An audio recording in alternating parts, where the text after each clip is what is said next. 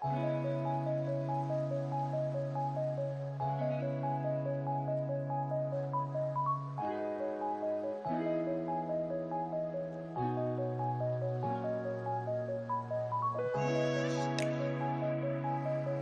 Friends, welcome to my channel রিমিস foodie চ্যানেলে তোমাদের সবাইকে স্বাগতম।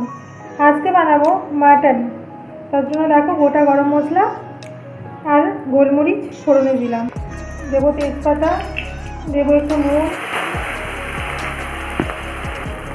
দিলাম পেঁয়াজ কুচি আর চেরা কাঁচা লঙ্কা। আজকে মাটনটা একটু অন্যরকমভাবে বানাবো আর একদম হালকা পাতলাভাবে বানাবো। পেঁয়াজ আর চেরা কাঁচা লঙ্কাগুলো ভাজা হয়ে গেছে। এবার এর মধ্যে দিয়ে দেবো টমেটো, একটা মিডিয়াম সাইজ টমেটো নিয়েছি। দেবো নুন, মশলার মতো নুন দেবো, এখন মাটনের নুনটা পরে দেবো। এবার দিয়ে দেবো টমেটোগুলো নরম হয়ে গেছে। এবার দিয়ে দেবো আদা রসুনের পেস্টটা। আদা রসুনটা ভাজা হয়ে গেছে। এবার দেবো জিরে গুঁড়ো, ধনে গুঁড়ো হাফ চামচ করে দিলাম। দেবো হলুদ গুঁড়ো, হলুদটা আমি একেবারে মাংসের পরিমাণ মতো দিয়ে দিলাম। দিয়ে আরেকটুক্ষণ কষিয়ে নেবো মশলাটা খুব ভালোভাবে কষানো হয়ে গেছে। এবার এর মধ্যে দিয়ে দেবো মাটনটা।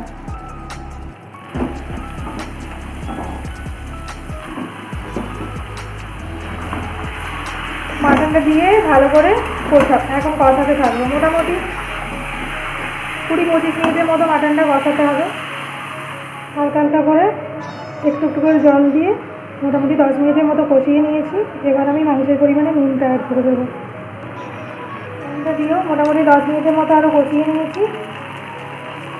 এবার এর মধ্যে একটা গোটা রসুন অ্যাড করে দেবো।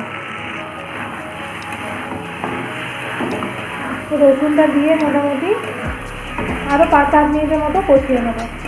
আর কষানোর সময় হালকা হালকা জল দিয়ে কষাবো, যাতে মশলাটা কড়াইয়ে লেগে পুড়ে না যায়।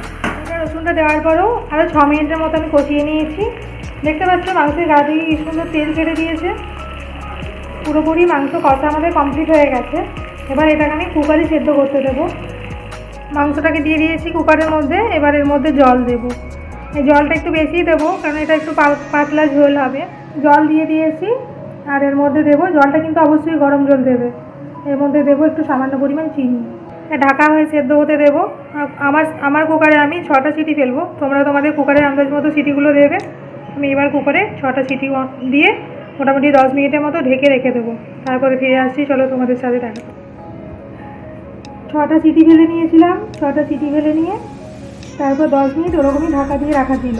10 মিনিট পর খুলে তারপরে তোমাদের দেখাচ্ছি, দেখো কেমন হয়েছে। এই যে গোটা রসুনটা দেওয়া আছে, এই রসুনটা ভাতের সাথে মেখে খাবে, খুব সুন্দর লাগে খেতে। একেবারে কম তেল মশলা দিয়ে হালকা পাতলাভাবে বানানো হয়েছে, যেটা খেলে শরীরের জন্য কোনো ক্ষতি করবে না।